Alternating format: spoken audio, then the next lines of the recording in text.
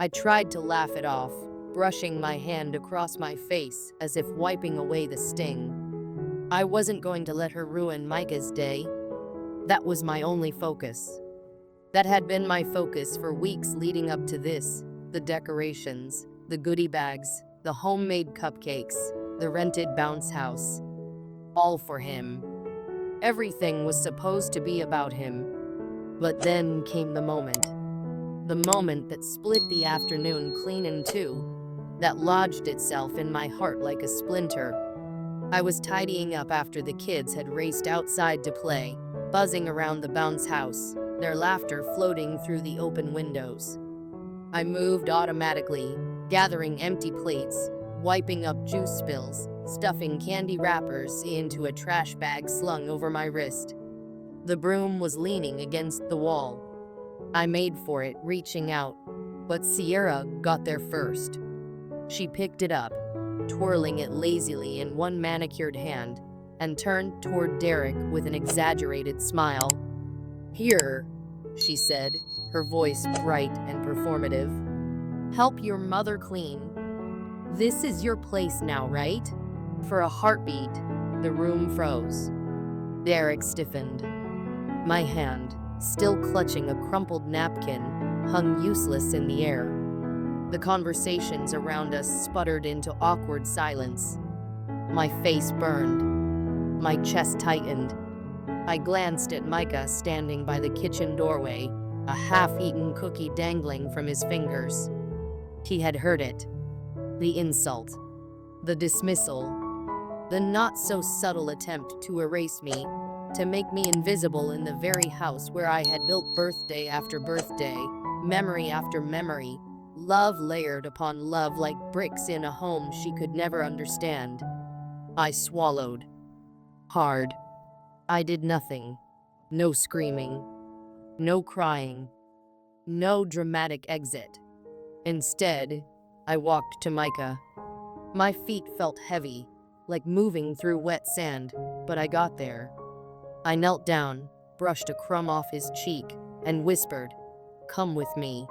We slipped outside, past the patio where paper plates flapped in the breeze, past the laughter that no longer felt joyful, around to the side of the house where the old garden bench sat shaded under the tangled arms of a magnolia tree. Micah sat next to me, still chewing slowly, his eyes wide and uncertain. I reached for his hand. It was small and warm and real. "Sweetheart," I began, my voice trembling despite my best effort to sound strong. "I know today was supposed to be perfect. I really tried to make it perfect for you." Micah frowned, kicking his sneaker against the dusty ground. "You did," he said quietly. I smiled, feeling a lump rise in my throat. "Sometimes," I continued, "people don't always know how to be kind. Sometimes. They say things to make themselves feel bigger, but it doesn't make them right. And it doesn't change anything about us." He was quiet for a long moment, thinking hard in the way only kids can, so serious, so pure. Then he asked, "Is she gonna be at everything now?" The weight of that question crushed me. He didn't just mean birthday parties. He meant school plays, soccer games, graduations, life. I took a breath and nodded. "Maybe, but she'll never be me." He looked up at me then, really looked, and something bright flickered behind his eyes, a kind of fierce loyalty that no amount of performative laughing or polished appearances could ever buy. "I know," he said simply. We sat there together for a few minutes longer, just breathing in the warm, late afternoon air. The breeze ruffled his hair. I smoothed it back and kissed the top of his head. When we finally walked back inside, the party had thinned out.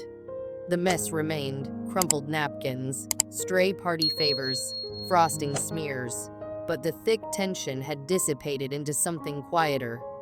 Sierra stood awkwardly by the punch bowl, sipping at her drink like it might save her from drowning in her own awkwardness. Derek hovered nearby, not looking at her. I crossed the room without hesitation. Micah's surprise box, the one he'd handed me that morning with a beaming face and messy handwriting, sat unopened on the gift table. I picked it up, peeled back the bright blue wrapping paper, and lifted the lid. Inside was a handmade card, scribbled in rainbow markers. To the best mom in the world. I love you more than cake. I blinked back tears as I traced the words with my fingers. My mom, standing nearby, saw it too. She gave me a look full of pride and sadness and understanding all wrapped into one. And across the room, Sierra watched me. She watched me read it. She watched Micah beam up at me like I hung the moon. I met her eyes, and I smiled. Not a fake smile. Not a tight, polite one like the one my mother had given earlier. A real smile. One that said, "You can't touch this. You can have Derek. You can have his arm at parties, his attention at dinners, his empty small talk. But you'll never have this. This fierce, pure, unshakable bond." Micah chose me. Every time. Not because he had to. Because he wanted to. That day was mine. That moment was mine. And no matter how many parties she attended, or how many snide comments she slipped between smiles, no one could take that away from me. Not her. Not Derek. Not the awkwardness, or the sharp little stings she tried to hide inside pretty packages. I had something she could never fake, never buy, never steal. I had love, the kind that stays rooted even in the worst storms. And as I knelt to hug Micah tightly, smelling the frosting in his hair and feeling his tiny arms wrap around my neck, I knew one thing for certain. We were going to be just fine. He looked me dead in the eyes and said, "You'll never find anyone who wants a woman with a child." I didn't argue. I didn't cry. I just smiled. What he didn't realize was that my silence wasn't surrender. It was survival. A battle fought quietly, without fists or raised voices. A battle for my dignity, my hope, and my future. That was 3 years ago. 3 long, gut-wrenching years. And today? Today, he stood at the back of a sunlit church, dressed in black like he was attending a funeral. My wedding. Uninvited, unapologetic, unmoving. His cold eyes locked onto the man standing proudly at the altar, the man adjusting my daughter's tiny flower crown, the man who knelt so she could whisper secrets into his ear, the man who smiled at her like she was stitched into the very fabric of his heart. That man, the one who chose us, not despite my daughter, but because of her, was everything my ex had sworn I would never find. As the music swelled, and I took my first step down the aisle, I didn't spare a glance at the ghost standing at the back. I kept my eyes forward. I kept my heart steady. I looked only at the future waiting for me in the front. My name is Sienna Ray. I'm a mother. I'm a survivor. And today, I became a wife.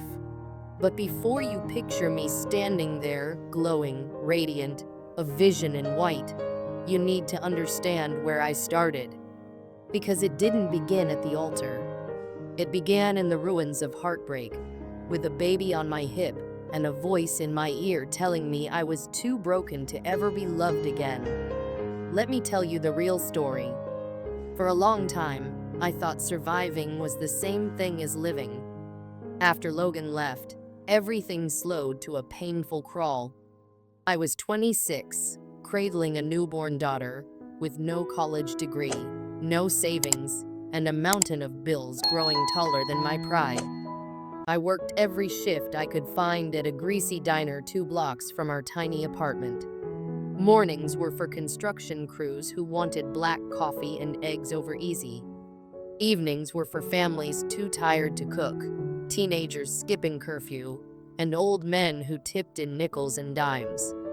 By the end of every night, my feet screamed, my back throbbed, and my soul felt battered. Still, no matter how heavy the day, when I walked through the door and heard her cooing in the crib, the exhaustion melted away. Mila, my tiny miracle. She had Logan's eyes, wide, deep, serious.